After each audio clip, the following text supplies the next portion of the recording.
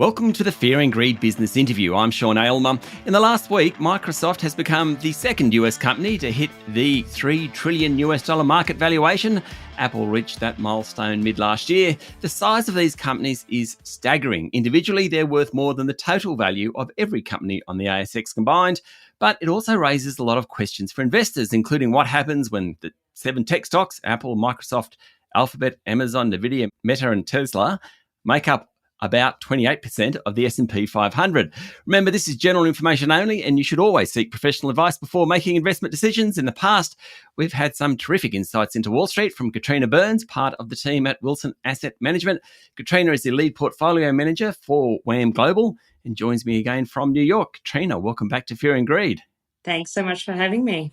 So let's get some context first. Just how fast have these tech stocks grown over the past year or so, the big 7? Yeah, so the Mag 7 are up over 100% relative to MSCI World, which is up about 23%, and the S&P 500, which is up about 26%. Okay, why? Look, within the Mag 7, it's quite an interesting collection of businesses that have quite a few differences between them. But I'd say one of the large factors is that as we've gone into the back end of last year, we've had interest rate expectations for what the Fed would do come down, which has seen equity markets rocket. And this collection of businesses does have very strong earnings growth. So one, it's expectations coming down. Two, it's the earnings growth relative to the market for this group of stocks is very strong. And then thirdly, there's been all the buzz around AI. So a few within the group are very much related to artificial intelligence. And so, say, Nvidia, for example, in particular, is the one that's rocketed the most, up over 300%. And it's specifically related to CPU chips related to artificial intelligence. Okay, so NVIDIA, it's about the chips. I think Microsoft has also done pretty well out of AI. And am I right in saying, I'm going to say Google's the other one, I think? Yep, absolutely. I mean, that's not about chips, is it? That's about, well, I suppose Microsoft's about ChatGPT. Yes, ChatGPT and also the co-pilots they're putting into their Office suite of products and the ChatGPT ownership stake. So yeah, that's for Microsoft, and then Google has its AI equivalent to ChatGPT, Bard. So yeah, both very much benefiting from that AI thematic. Okay, so before we get on to whether they can keep going, what's it mean when you have these magnificent 7, I think it's 28% of the S&P 500, thereabouts, just under 30% of the S&P 500. As an investor, does that make it harder? Well, I guess you've just got to, for us, it's about the individual stock and do they stack up in terms of the fundamentals and the valuation. And I guess for us, the long-term earnings trajectory of each of the stocks. And so you've just got to make a decision around, do you think those fundamentals stack up to justify investing in them?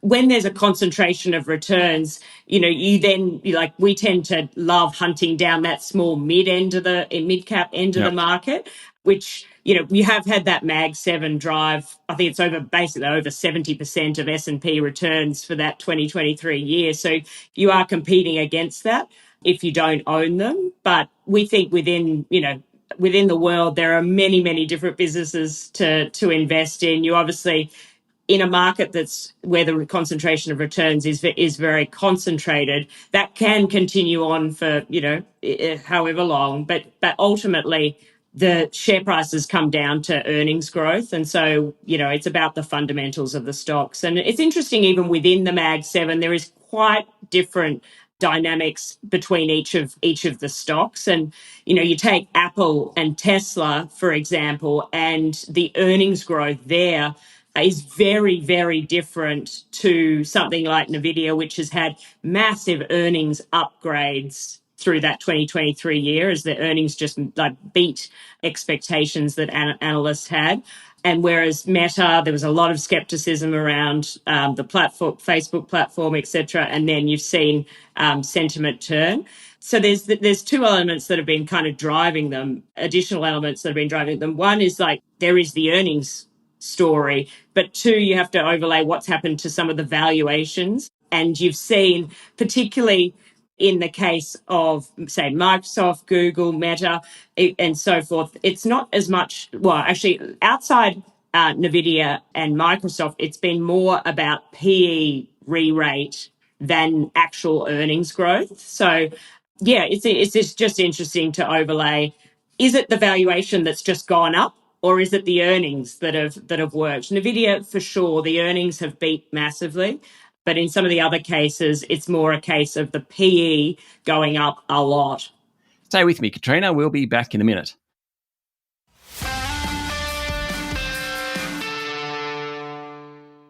I'm speaking to Catriona Burns, Lead Portfolio Manager for WAM Global. It's easy to jump on the bandwagon here, but surely when shares have gone up, that even Nvidia, which looks fantastic, right? But it will have competitors out of China, and there will be competitors in other places, and it can't run forever. So where are valuations at the moment? Well, that's the interesting thing when you look at, say, Nvidia. As I said, that earnings story has been phenomenal. But what you're baking in now into the valuation is, a significant amount of expectations about what earnings will do going forward. And so if I look at earnings expectations for the coming year, they're expecting 60% revenue growth and 68% EPS growth, which they may do, but that's already in numbers. So if they miss expectations there, then it'll be a lot harder for the share price to necessarily work. So you have to marry up, have forecasts got ahead of themselves, or can the company continue to beat? So in the case of Nvidia, if they keep beating what consensus numbers the market has for consensus numbers, this share price can certainly keep working, but they need to. It's already, had a phenomenal run. Whereas I'd say something like, say, Google, for example, the earnings expectations aren't crazy and the valuation's a lot more reasonable. So it very much, in terms of whether they can keep going and where we go from here, is about being able to meet earnings expectations and continuing to deliver on what the market's expecting. So what are the biggest risks for the tech stocks? And earlier on, you talked about the fact that interest rates are expected to fall, and a lot of tech stocks are priced off. The discounted value is priced off the interest rate. Therefore, if it goes down, it looks better. Sort of an explainer there. But what are the big risks for the tech stocks? Yeah, so I think that, as you said, that is definitely one risk. We're now pricing into forward market interest rate curves a lot of cuts in the current year. So if the Fed doesn't cut rates as much as is expected this year, that sets up a bit of a valuation headwind for stocks more generally, and particularly ones where the valuation has run up quite a lot. So that's one risk, that the rates cuts aren't as significant as people are expecting. And then that earnings piece, that basically the numbers that analysts have in their forecasts, that the companies can't meet those expectations. And then, this long debated recession that I'm still waiting for it, Catriona. I'm still waiting for it. Exactly, us too. If we were to start seeing the jobs market fall apart and so forth, and we went into deeper recession, then then there'll be a debate around where earnings again hold up. Okay, you mentioned earlier on, Catriona, it's not just about the Magnificent Seven, and particularly at Wilson Asset Management, you tend to go for the mid to smaller caps. How do you play the Magnificent Seven outside the Magnificent Seven?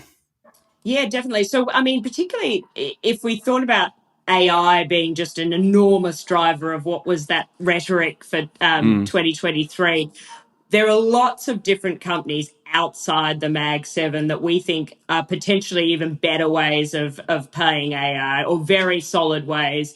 And where, you've got things like the value in AI a big part of the value will be in owning the data. So, we own companies such as Intuit, that does the tax software, which will have co-pilots and be using AI there. We own data providers like Dun and Bradstreet in the US. We own the exchanges like Intercontinental Exchange, which have a lot of data coming in.